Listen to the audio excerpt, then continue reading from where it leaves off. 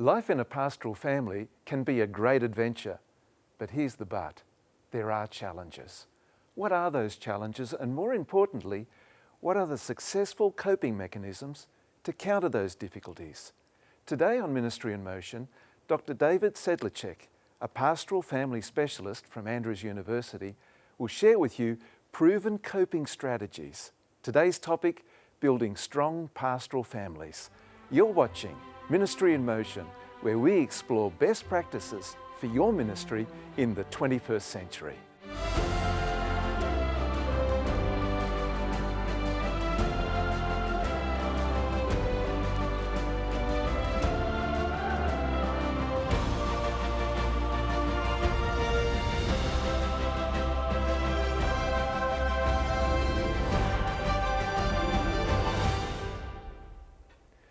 David Sedlacek, thank you so much for joining us on Ministry in Motion from Andrews University in Michigan. Thank you. I'm so delighted to be with you, Anthony. David, we want to talk to you about family relationships, particularly pastoral family relationships. What strengthens and threatens pastoral family relationships? Well, the first thing that strengthens family relationships in pastoral families is prayer. That's one of the things that our research has found over and over again, that when a pastoral couple prays together, when they have a shared or mutual commitment to ministry that they've discussed with one another, that they've agreed upon, when they have honest communication about their challenges with one another, both as a family as well as their larger ministry challenges, when they have learned how to be assertive in the way they communicate with one another, when they have good conflict resolution skill. Those are things that really help strengthen families and strengthen certainly pastoral families. And so those are things that we have found to be really, really helpful with families. Okay, can I get you to unpack the assertiveness part of that? How do we do that in a reasonable, compassionate and loving way without being demanding? Yeah, so assertiveness is simply expressing to your spouse, you know, when you do this, this is how it feels for me. And it's always done with love, not, assertiveness is not the same as aggressiveness. Okay. Assertiveness in a Christian context is always done in the context of love for the one that I'm speaking with, not because, I'm mad at you and therefore I'm going to tell you what I think. It's not done with that kind of aggression, but it's very clear. Yeah. This is what happened. This is how it felt for me, and this is what I would suggest that you might consider doing in the future. So that's an example of assertiveness and the difference between that and aggressiveness. It sounds like honest sharing. It is. That's exactly what it is. Honest sharing from my heart with someone else. But a lot of times the problem we see is that a lot of times pastoral families themselves come from broken families, and they have never learned how to be assertiveness. They don't have, if you will, a well differentiated sense of who they are. And so they don't set good, healthy boundaries with one another or even with their congregations. And that leads to then brokenness in their family and poor pastoral management even in the larger church family. So setting healthy boundaries, being able to describe what works well, what doesn't work well for me is really important. So let's move on to the threats then. What are some of the major threats to pastoral family relationships? Well, probably major threats are things that our research showed, like the family is strained by work demands, the demands of pastoral ministry, or even the demands of being a pastoral spouse. Loneliness is a big thing that we found, spiritual disconnectedness, and certainly financial challenges. And unfortunately, sometimes even these challenges lead to separation or even divorce. But again, what we're trying to do is create ways of looking at pastoral families where that's not what's going to end up happening. And so by and large, all of our participants, whether it's the pastors, the spouses, or the children, said that they need ways of developing social support, confidential social support, where it's intentional, ongoing, so that they can get the help that they need to overcome whatever it is that they're facing. Because the reality is, being a former pastor myself, being a pastor and being in pastoral families is not easy. And we do need places that we can talk to overcome the barriers that pastoral families experience. And so I can begin talking about some of those barriers if you think it would be helpful. It would, but there's just one point I'd like to come back to, and that is that the workload issue, because to me, this is an inescapable reality of ministry, wherever you're ministering, and it seems to be fueled by good things. It's fueled by commitment, it's fueled by positive expectations, it's fueled by good desires to invest all that we can into ministry. But yet that does lead to one of these biggest threats. I'd love to hear more from you about that. Yes, there's this phenomena, Anthony, called pastoral codependency. And I don't know if anyone else has used that term, but it's like where I our motivation for going into pastoral ministry is often very mixed. Yes, we have what you spoke about, the idealism and the desire to serve and the love for God and love for people. But but when that's not mixed with a healthy sense of who I am, a healthy sense of I don't have to kill myself to love God. I don't have to, you see, whenever I'm doing even a good thing to get something back from it for myself, to develop a sense of self because I need you to like me as a pastor, or I need you to affirm me as a spouse in order to be who I am. But I already have those issues resolved in me. I already know who I am. I already know my calling. So I don't need you to affirm me. I already know those things about myself. But when I don't know those things about myself and I'm trying to get those needs filled in ministry, that's where I cross the line into pastoral caretaking, where my job, I believe, is to fix someone or to do for someone else what they should be doing for themselves. And I don't know how to empower them, but maintain healthy boundaries for myself in the process. That's where we get into problems. There's no sin in being a living sacrifice. That's true. Yeah, But we don't want to be a dead one. that's my point. Exactly, you got it. Yeah. That's right. That's right. So I interrupted you, David, and would you like to go on to those points that you wanted to make? Well, yes, yes. I think some of the barriers to intimacy in pastors are pastoral burnout because they don't take sufficient time to care for themselves, and we do that when we have poor boundaries, when we're not able to say no to certain things, insufficient time for the family, for the spouse, and for the children. Again, poor communication and over worry about congregational needs. And we've talked about poor differentiation. So a part of what we see is challenges like, for example, moving.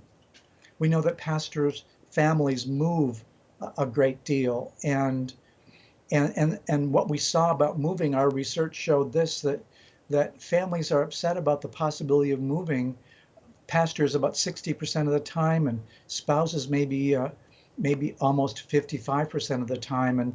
And one of the things that we've seen is that it creates a special challenge for the spouse, Yes. because even though the pastor has his job, she's had to leave her job and to find another job, especially one that pays as well as the first one did, is a real challenge. And what we've heard from the spouses that we interviewed is that their salary levels go down and down and down over time. and that creates a particular financial strain on the family. And so moves are difficult for them to cope with sometimes, particularly if they're not voluntary moves. Another thing that we saw is that a lot of spouses, they struggle with over-indebting or overindulging. Over half of them do. And that's a particular sign that they're not caring for themselves well. Eating unhealthy foods, for example, 60% of our spouses say that they do, along with 50%, 56% of the pastors. And the spouses, even more than pastors, almost 60% of our spouses struggle with depression and anxiety. And we hypothesize that that's largely because they don't have the ability to really have connected relationships.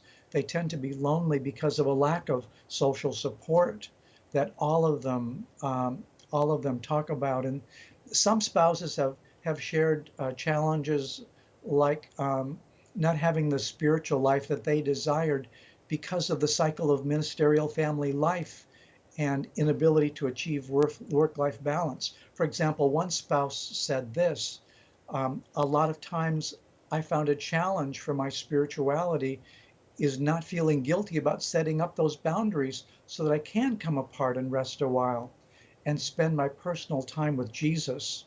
Because in ministry, we understand that we reach out to people, but what happens is this creep into the time that is supposed to be for you and for the Lord. Um, Another one is the unpredictable of the pastor spouse's schedule. One spouse said this, I think it's the husband's workload that interferes with my spiritual life. I think probably other jobs do too, but life interferes, but I think for us it interferes because there's no set schedule. She said, you can't, even if I was a morning person, get up at 4 o'clock every morning because there are nights when my spouse comes home at 11 or 12. Yes. But then there are other days when he has to leave first thing in the morning before before I even get up. So there really is not a lot of predictable schedule time. So we find it hard to do worship together, with each other at predictable times in the morning. So those are just a couple of comments that that spouses talk about, and other spouses talk about like Sabbath, and the challenges they have even with Sabbath and the isolation of Sabbath for a spouse. Now, that might sound kind of strange, but here's what one spouse said. She said, Sabbath used to be fun, and I'd have kids, and it would be a family time. But now I go to church and I sit and watch everybody else with their families, but mine is gone. None of them are here. And I sit in the pew and watch all those wives with their husbands, and mine's up there preaching, and everyone else gets a piece of him. And she says, but I get the leftovers. Mm. And I just not having family. So enjoy it while you can, because there'll come a day in church when you'll be there all by yourself. When I heard those things, that just saddened my heart. Oh, it makes your heart ache, doesn't it? Just what people endure and encounter, and what are some of the coping strategies, David, for pastoral families that are in this situation, particularly spouses? Yeah. And so coping strategies for spouses, their number one coping strategy, and this is hopeful. They said they prayed. Mm. Over 85% of them said that prayer was their number one coping strategy, which tells me that they turned to God. It also describes they're in this for the right reason. You're right, they're turning to God, they're turning to prayer, and number one, that's a heartwarming response. It really was very much. It was helpful to learn that from them, that they had this desire to go to God and find their greatest help in Him. Some of them reported that they grew as a result of the challenges. And Wow, so they found personal growth through whatever the challenges were. That's a positive thing too, isn't it? absolutely, yeah. Yeah. Some of them had more like miracle thinking, like they hoped that God would work a miracle, through it, because they didn't see any other way out. Others were healthy in that they talked to someone else about it. And again, it wasn't gossip kind of talking, but it was going to a confidential person that they really could trust, like maybe another pastor's spouse that they had found relationship with. And just looking for help. Yes, yes, they sought help. They didn't try to keep it all inside for themselves. Again, That another was the healthy result. response. Yeah, it was. And so about half of them did that, and that was good. Mm. So I came out of the experience better than when I went in, was good. Um, So about half people of did them, see themselves growing through this, and a better and even a rounded, more rounded person for this. yeah, yeah. And some of them said that they let their feelings out. In other words, they just didn't keep it all inside, but they were able to verbalize whatever the sadness or sorrow or disappointment was. And sometimes what pastors do when they don't have someone else to talk with, they talk to their spouse. When they come home, they share with him or her, what has been the burden of the day, and so sometimes when the spouse can share that, it's good for the pastor, but then the spouse needs to have someone to share with as well. And this is going back to that assertive conversations, those honest conversations that we were talking about before. That's exactly right. That's exactly right. And again, over 58%, I talked with someone about how I was feeling.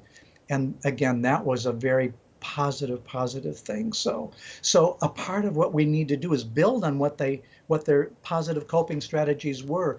We need to be more intentional about creating situations where they can do this, and we need to teach them that it's okay for them to get help. Mm. Those, for example, who went to counseling, and a fair amount of them did over the course of their time together, they found that counseling was a very positive experience for them. Pastors reported that, spouses reported that, and even the pastor's kids who went to counseling found that counseling was helpful. But Let me even short of go ahead. let me ask you, what's the risk if somebody just internalizes this? Oh, well, there's all kinds of research that shows that if I keep all of this in, um, there are three things that happen. Number one, my long-term physical health is going to be affected by it, Wow. by keeping secrets in, because the body, the mind, is made for connection, for speaking it out, and so we might have an original trauma or something that happens to us, but if we internalize that don't talk rule and don't feel rule, but just keep it all locked up inside, research is very, very clear that over time it's going to result in chronic illness, in physical illness. It's going to result in chronic mental illness, like more anxiety and depression. And we saw almost half of them experience depression and anxiety even now, but other forms of mental illness as well as self-defeating, self-destructive behaviors. And again, research in the broader public shows things like smoking and drinking and overeating and those kinds of things that destroy myself. Again, we don't smoke and we don't drink typically in Mm. pastoral families, but we do have problems with eating healthily or Yes. overeating. Yeah. And so those kinds of things are the results when we don't have safe places to talk and to communicate. Right. Now, David, our time is quickly going. I'd like to move on to children in pastoral families. And yeah, this is a vital component. Um, Walk us through that, if you will, please. Yes. So what we saw in children is this, Anthony, that when you compared the responses of children with those of the parents, the children were more deeply affected Wow. than the parents were by the challenges. For example, keeping the Sabbath day, two-thirds of the children compared to an average of 43% of the parents found difficulty keeping the Sabbath day holy. Personal prayer, 75% of the children found difficulty with that. Personal connection with God, 85% of the children were challenged with that. Making time for personal devotions, 92% of the children, compared with 75% of the parents. And this is having difficulties with, not those that Yeah, are having a devotional that's right. time. That's Yes. right. Those were all the difficulties. So you could see how much worse it was for the children. When it came to addictions, substance abuse, 19% of the children compared to 2% of the parents. Media addiction, 71% of the children compared to 42% of the parents. Eating unhealthy foods, 72% of the children compared to 58% of the parents. Extramarital sex, 22% of the children compared to 2% of the parents. Even same sex attraction, 10% of pastors' kids acknowledge same sex attraction compared to 1% of the parents. So, so you can see those challenges. So let me even go on. Significant pastor kids challenges. 61% of the PKs had a challenge with how the congregants thought they should behave. They should be perfect kids. Wow. Okay. Lack of privacy for the family, 46%. The amount of time I was expected to spend helping at church, 38% of the PKs found that to be a problem. Missing out on things because my parent was a minister, 55%. I can't tell you how many stories I've heard, even here at the seminary, with students who are PKs that my dad was gone all the time, ministering to other people, but he missed me. I could not spend the time with him that he was spending with everyone else. So those are things that are just heart-wrenching experiences of pastors' kids that I have read about and have heard and listened to in their stories here. It's a tragic portrayal that you're presenting there, David. Again, shine some light on coping strategies, please. Yes, yes. So for the pastor's kids, what we saw is is this that the largest coping strategy for them is I wished that the situation would go away or somehow be over with. So is that escapism or what's... It is. It is. Yeah. And and of course prayer was right up there too for them. Two-thirds of them prayed. And again, that gives us hope. Not as many as the parents, but still two-thirds of them found prayer. So they had learned somehow that prayer was important. Um, Now, it is good that 61% talked to someone about how they were feeling also. Again, not as many as the parents perhaps, but they talked to someone about it. Um, and and so those were good positive coping strategies. Again, about 40% said they came out better than when they went in. So that was hopeful too. 53% said it grew or changed in a good way as a result of it. And so that was also very, very good.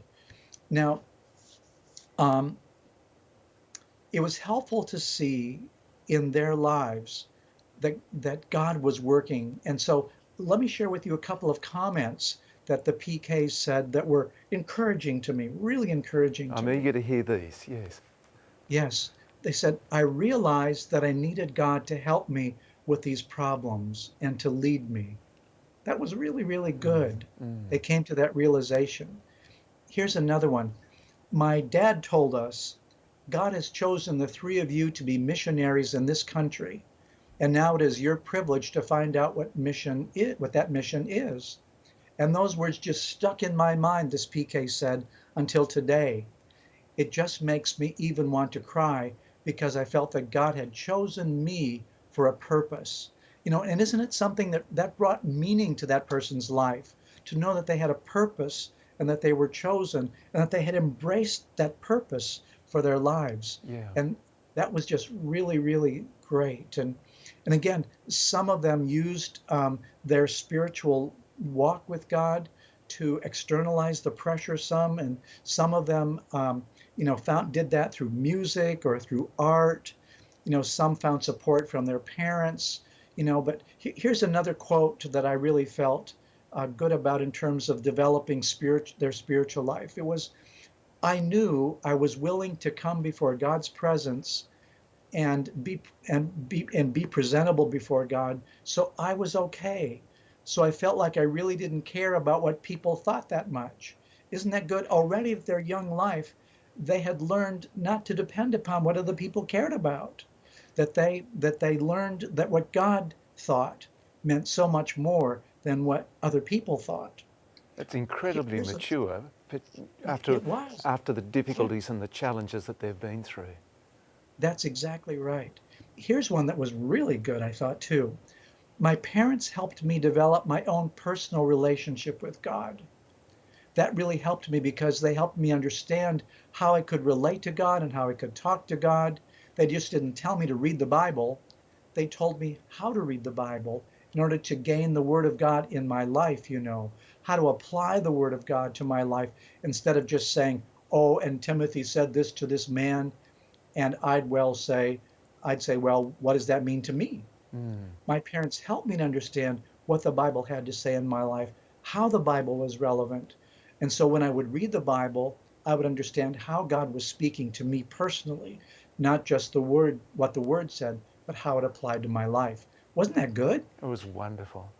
David, you've painted a picture, uh, such a real picture of what families, pastoral spouses, and pastors' children encounter in the journey that their family goes through in ministry.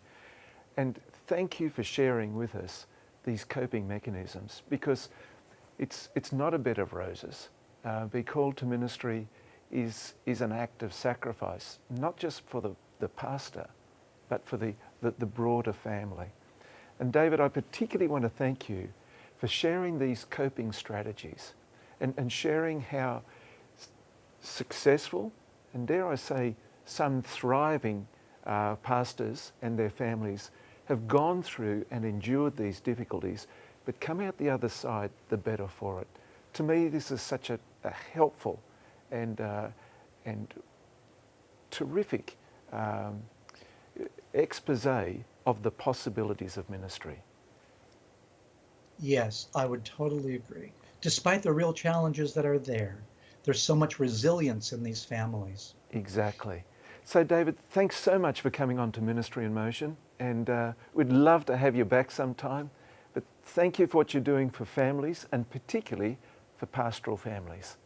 All the best, and God bless you in your ministry. Thank you, Anthony, so much.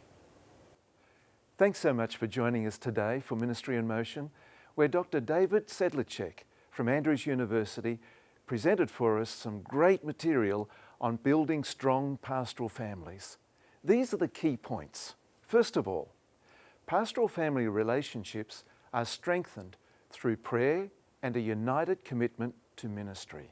Secondly, setting boundaries and honestly sharing feelings and needs with each other are important for quality family relationships. 3.